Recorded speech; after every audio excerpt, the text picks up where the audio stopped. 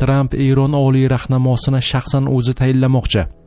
AQSh prezidenti Donald Tramp Eronda hokimiyat tepasiga marhum oliy rahnamo Oyatulloh Ali Xomaniyning o'g'li kelishiga qarshiligini aytdi.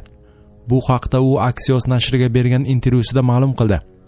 Tramp mamlakatning yangi oliy rahnamosini tanlashda shaxsan ishtirok etish niyatini bildirdi. Bekorga vaqt sarflashyapti.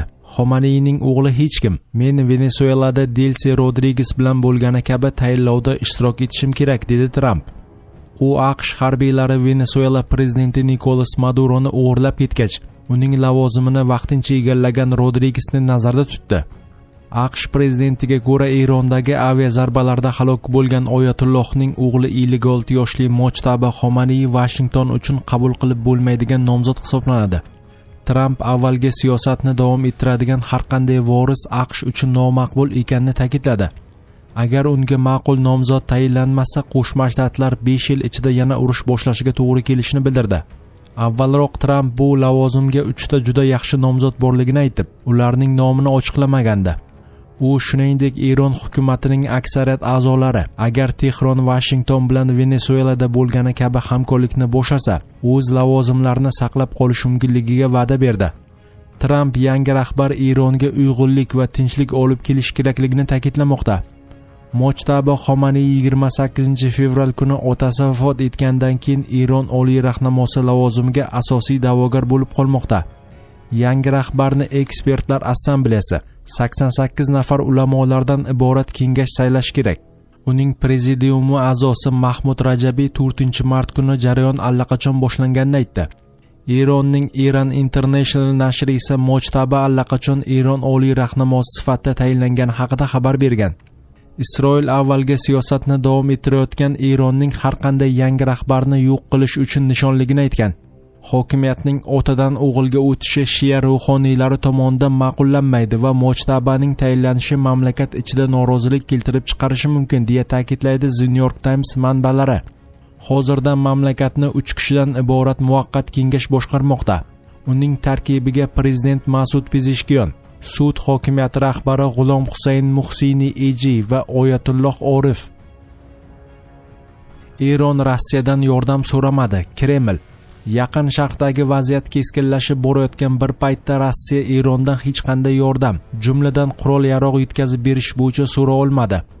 Bu haqda Rossiya prezidenti matbuot kotibi Dmitriy Peskov jurnalistlar bilan suhbatda ma'lum qildi.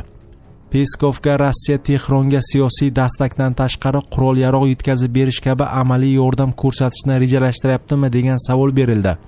Bu holatda Erondan hech qanday so'rov bo'lmadi. Bizning qat'iy pozitsiyamiz barchaga ma'lum. Bu borada hech qanday o'zgarish yo'q. Bu bizning urushimiz emas. Biz o'z manfaatlarimizga mos keladigan ishlarni qilishimiz lozim, deya ta'kidladi Peskov. Uning ta'kidlashicha, Rossiya Yaqin Sharqdagi urushni to'xtata olmaydi. Urushni boshlagan odam to'xtatishi mumkin, dedi amaldor. Moskva Tehronning eng yaqin hamkorlaridan biri sanaladi. Shu haftada Rossiyaning BMTdagi vakili Eronga qilingan hujumlarni ataylab uyushtirilgan, oldindan rejalashtirilgan va asossiz qurolli tajovuz harakati sifatida qoralagan edi.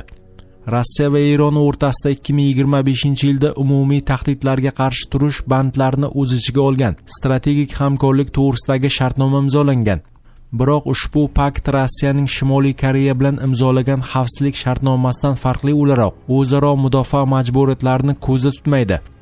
Peskov shuningdek Yaqin Sharqdagi nizo Rossiyadagi benzin narxiga ta'sir qilmasligi kerakligini bildirib, monopoliyaga qarshi kurash organlari bozorni nazorat qilayotganini qayd etdi. Jurnalistlarning Yevropaga gaz yetkazib berishni to'xtatish bo'yicha yakuniy qaror qabul qilindimi degan savolga matbuot kotibi yo'q deb javob berdi. Kecha prezident alohida ta'kidladiki, bu hali qaror emas, shunchaki taklif. To'g'rirog'i hukumatga ushbu masala ustida ishlash bo'yicha berilgan topshiriqdir, dedi Peskov. Eron Isroilning eng mashhur Ben Gurion aeroportiga 1 tonnalik jangovar kallakka ega raketa uchirdi.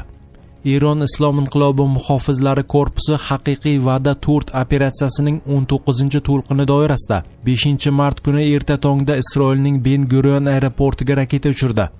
Hujum doirasida aeroport yaqinidagi harbiy havo kuchlari bazasi ham nishonga olindi. Bu haqda Al Arabiya xabar berdi. Islom inqilobi muhofizlari korpusi bayonotida aytilishicha, hujumda 1 tonnalik jangovar kallaga ega bo'lgan og'ir turdagi raketalardan foydalanilgan.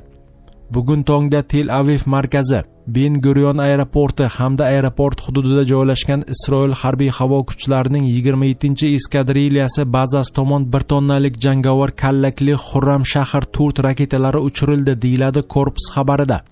Qo'shimcha qilinishicha, haqiqiy va'da turt operatsiyasining 18-to'lqini davomida Bahrayn, Birlashgan Arab Amirliklari va Quvaytda AQShning mintaqadagi 20 ta harbiy nishoniga zarba berilgan. Amerika qo'shinlarining mintaqaviy bazalardan qo'rqoqlarcha chekinishi va ularning jinoiy harbiylari Fors ko'rfazidagi fuqarolik infratuzilmasidan foydalanib, mezbon davlatlarning mehmonxonalarida yashirinishi korpus razvedka apparati e'tibordan chetda qolmadi. Jangchilar endi har bir bosqinchi amerikalik askarni ovlash uchun pistirmada turibdi. Qochib qutulishning iloji yo'q, deyiladi bayonotda.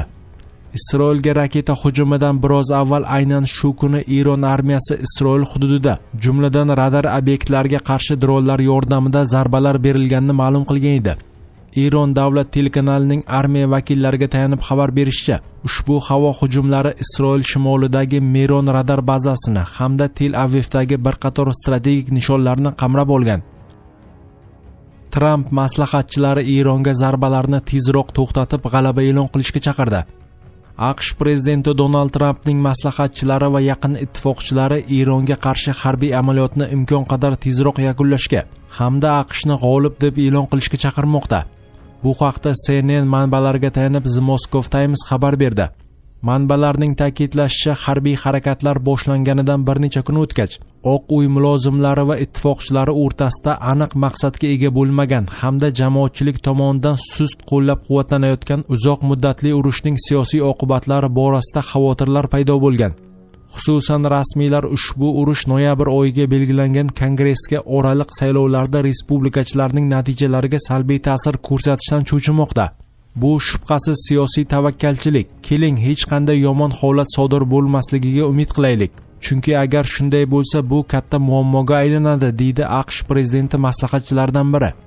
CNN manbalariga ko'ra, hatto Eronga zarbalar berilmasidan oldin ham maslahatchilar Trampni ushbu amaliyotdan voz kechishga ko'ndirishga uringan. Urush boshlangach esa bir necha kun davomida nizoni oqlash uchun ishonchli izoh ishlab chiqishga harakat qilgan.